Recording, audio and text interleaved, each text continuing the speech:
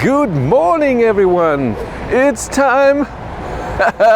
We have my Volkswagen Id.7 here, and we have the Ioniq 6, both rear-wheel drive with the similar size battery, 77, 75, I think, 74 point something. Matthias is here. We will drive Hank. I will drive the Ioniq 6. We have two differences. Ioniq 6 has a heat pump. My Id.7 doesn't have a heat pump.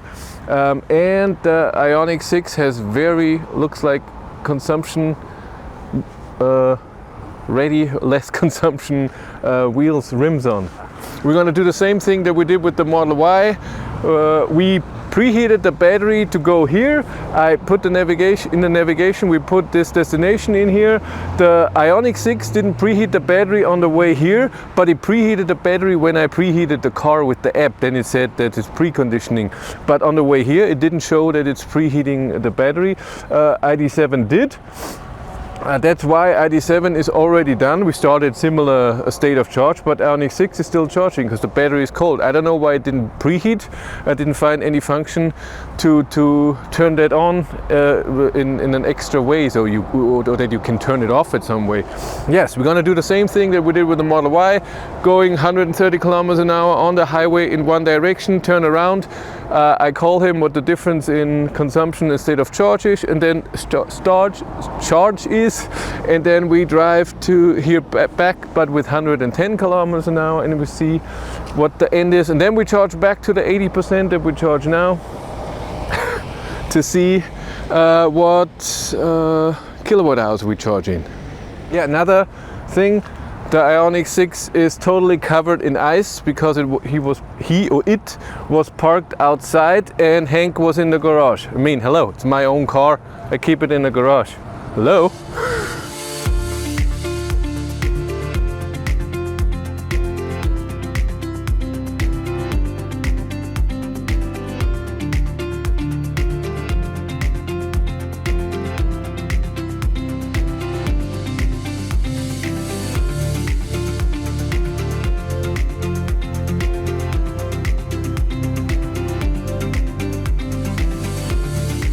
Let's talk about what we have in these two cars. I have my piece of paper here as always. I have the data from EV database. No idea if this is true, but it's a lot of things you cannot find on the websites. Battery, Ioniq 6 74 kilowatt hours, Id.7 77 kilowatt hours usable. WLTP range 614 kilometers, 621. So even though this has a smaller battery, it has almost the same range.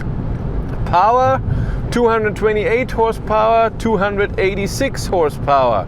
0 to 100, 7.4 seconds, 6.5 on the Id.7. Top speed is almost the same, 185, 180. Charging, Id.7 peak 192 kilowatt DC.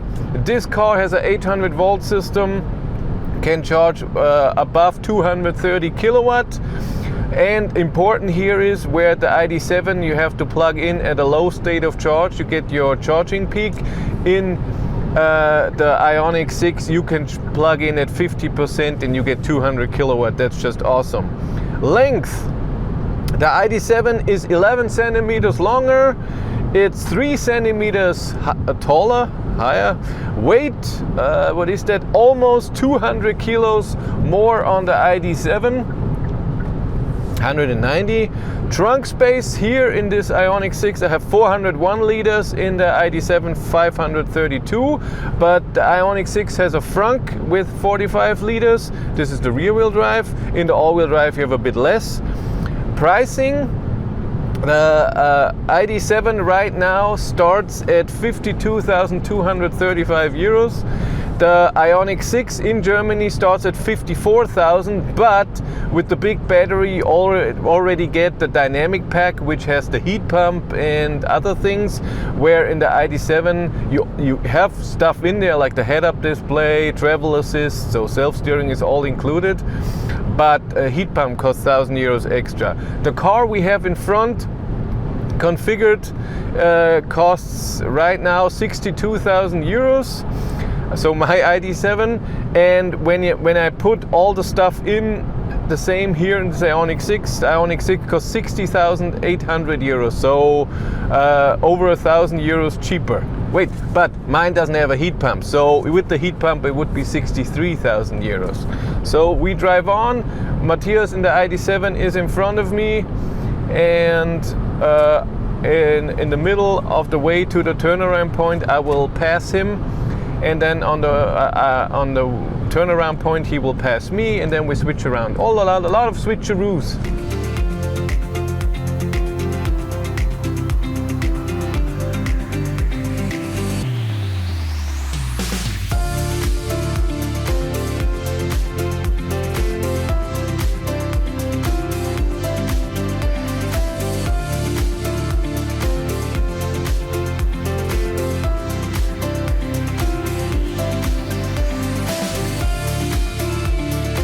I just passed him.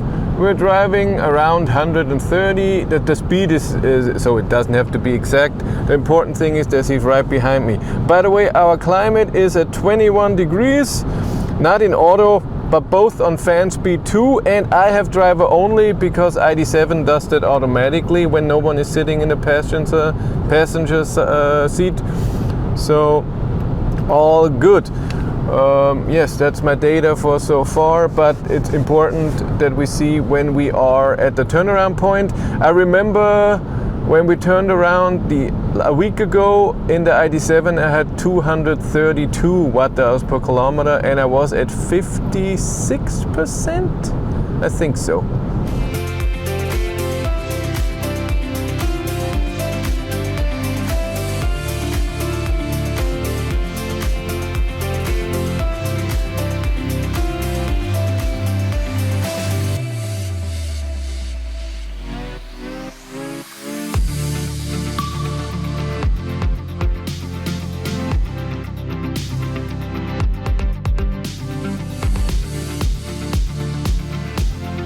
We just turned around, he's in front of me again, he passed me.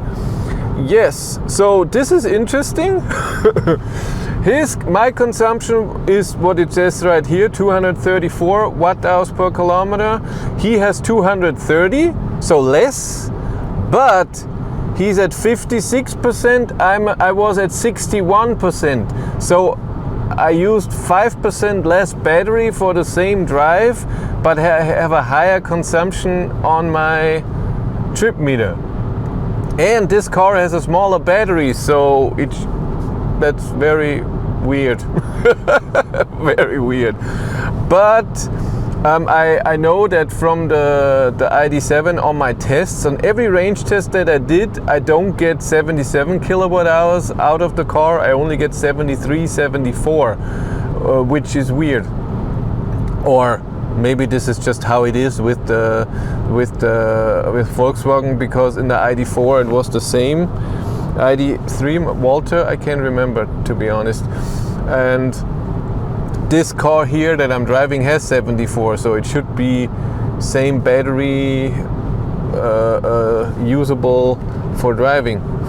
But again, Ioniq 6, 5% better consumption at 130. That's why on the way back we now drive 115, 110 depending on the traffic.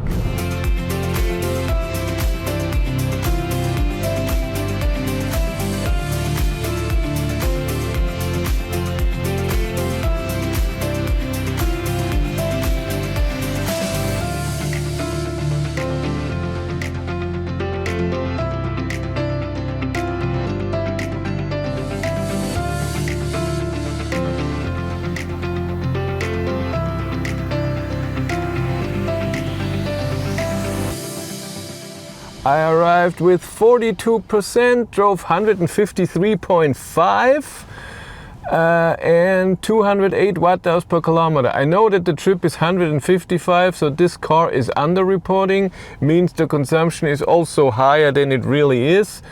And let's see what the Id.7 had. Here with the same as last time, 156 kilometers, so it's over-reporting a bit. Consumption 205, so less, but arrived with 37, so 5% less state of charge than the Ioniq 5. And the data that we drove 85 minutes. So let's charge and see if when we charge it, it's still the same or that it was different. We plugged in. Ioniq 6 didn't want to charge the first time, I had to do it again. I'm only charging with 74 kilowatt, battery must be cold. We didn't preheat to get here. Id.7 gets 98 kilowatt, not perfect temperature, but still okay. But I guess, Id.7 battery must be warmer. And now we charge to the 80% because that's important. How many kilowatt hours go to the 80%? Then we see if the consumption number is correct. Or they're all lying. 60 kilowatt at 49%. I have seen in the summer 200 kilowatt and more. So it would leave Id.7 in the dust. There is no manual battery preheating button, but we both didn't preheat the battery to get here. We did that in the morning to the other charger. And for whatever reason, the Ioniq 6 didn't preheat on the way to the charger, but it preheated the battery when I preheated the car. It said battery preconditioning, and we're at here at 90 kilowatt, 56%. Here we are at 50% with only 60 kilowatt. Like I said, if the battery is warm, and usually on a long distance trip you would use, of course, the battery preheating of any car, of both cars, but especially with the Ioniq 6, then you get amazing charging power.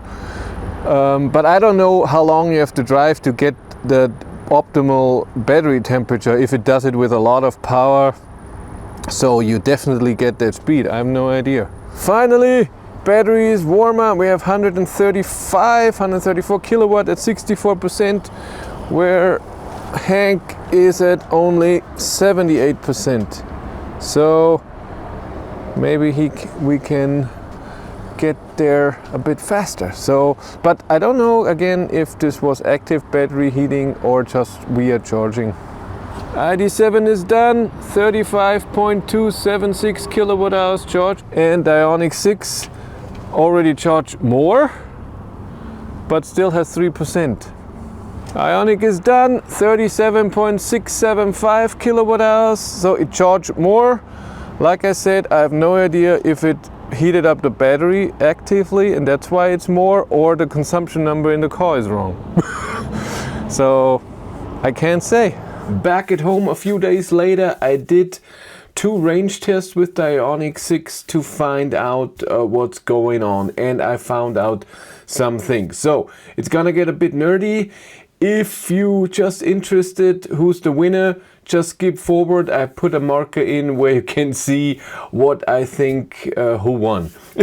But let's go through what happened. So Ioniq 6 arrived with 42% and had higher consumption. And when I calculate the battery capacity with those numbers, I get almost 85 kilowatt hours. So there are 3 reasons why this happened. Number 1, the battery capacity is really 85 kilowatt hours, but I doubt that. Why would Hyundai not say the real capacity? I mean, 85 kilowatt hours, that's an amazing marketing thing. So no. Number 2, the consumption shown is too high. That's also very unlikely, more that it's not enough or something, or too little, but that it shows a higher consumption than it really had would be weird. And number 3 would be that the state of charge does not go linear. So that means from 100 to 75%, for example, you can drive, I'm saying 100 kilometers, but then from 40 to 15%, only 70 kilometers. That means that the energy for that state of charge to this state of charge is different than somewhere else. We did that test on Friday. On Sunday I did 2 range tests with the Ioniq 6, and the first one with 130 kilometers an hour I drove from 100% down to 5%. So I used 95% of the battery, and with the average consumption and the range that I calculate, I'm not telling the range, you have to watch the video, I get 75.5 kilowatt hours. Still too much, still weird, So I don't know. For example, when what you see in the data of the ID.7, it should have a 77 kilowatt hour battery usable. I only, in all my tests so far, I got 74 out of it. So I really think that the state of charge is not going down linear. I don't know if it's every Ioniq 6 or just this car that I have right now. So I really think that the state of charge shown that when we arrived was wrong. It would have been almost the same. As you have seen in my calculation in those two numbers on the screen, when I put in the real kilometers and not the kilometers and then calculate the average consumption, because the Ioniq 6 showed not enough and ID.7 showed 1 kilometer more, I get to the almost exact same consumption on that trip. Now we have that, but then people will say, hey, but the Ioniq 6 had a heat pump and ID.7 doesn't. Yes, that's true, but I'm very nice here because I'm not someone who wants to push the ID.7 that it's better than every car. It's not true. I like it, but there are cars that are more efficient. This is just a test that I wanted to do because it's very interesting and I want both cars to do great and I want to be fair. And the Ioniq 6 had 3 things against it on that trip that we did. Number 1 is what I said in the video, there's ice on the car. So there were droplets of ice because it was standing outside and it was -7 degrees in the morning, so overnight. That of course is not perfect for the drag coefficient, so you have more air resistant and your consumption goes up. Number 2, it had a cold battery. Like I said, I preheated with the app and it told me that the battery is being preheated as well, and then when I navigated to Ionity, it didn't preheat the battery. I don't know why, but maybe it thought I'm warm now, I'm not going to preheat. But it for the first charge and when we drove and then when you plugged in, the charging power was very low with 60, 70, 80 kilowatt. I really think the battery was cold. Cold battery means more electric resistance, means higher consumption. And another thing I noticed 2 days later, that the right side tire, so the left side for whatever reason were fine. The tires on the right side didn't have perfect air pressure in it. So the left side had 2.5, but the right side had 2.2 or something like this. A lower tire pressure on one side also means higher consumption. So this is against this is what was against the Ioniq 6. But there's 2 things that were for the Ioniq 6, and it was first that it was 18-inch wheels and this amazing aero rims that are not, I don't think that are the total normal, but they look amazingly efficient. And like I said, 18-inch wheels, and usually smaller wheels have lower consumption. And the second thing, the biggest thing of those 4 is the heat pump. A heat pump at a drive of, we drove over an hour, I think would have a kilowatt hour less drawn out of the battery for this whole drive, and especially since it was not extremely cold and not too warm, -1 degree Celsius, 0 degrees. So I really think this would be the good spot for the heat pump to show the power. And we drove at 21 degrees, so it should be extremely low. And like I said in the video, at 21 degrees with driver only, I found it cold in the car. And not, yes, 21 degrees overall is not extremely warm for me. I like it very warm, 23 degrees. But when we did the Model Y drive with the ID.7, I drove with 21 degrees. Also driver only, so it says eco for the other stuff. And it was colder, but it wasn't as cold as with the Ioniq 6. It was just, it felt colder. And a lot of people say 21 degrees is 21 degrees, but that's not true, because it all depends where is the air coming from and where is it measured, where the 21 degrees is. Is it at a spot that usually gets warm or not? I think that they both have the same consumption. I think that the heat pump and the 18-inch wheels outweigh the bit tire pressure difference and the cold battery. So I say they are both the same, and I think that's a and hopefully you find it a fair result. I think that the Ioniq 6 was amazing, and it drives amazing. There will be a video comparing those two cars in detail, if so, a bit of a deeper look how you interact with the car, the app, the climate, the driving, the daily use, charging, everything. We're gonna go through everything. I'm gonna film this soon. And you can wait for the two range tests. So subscribe so you don't miss out on that. So yeah, that's my conclusion. I say they're the same, and I think that's awesome. They're both great cars for long distance. Ioniq 6 charges better when the battery is warm and when the preheating works as it should. And for 74 kilowatt hours, you can go really far and have a great consumption, as we have seen. So I say top for both cars. If you want to follow me on Instagram, BatteryLife1, and I want to thank my supporters on Patreon and here on YouTube via channel membership. Thank you very much. But that's it for me. Thank you very much for watching. Have a great day and take care. Bye.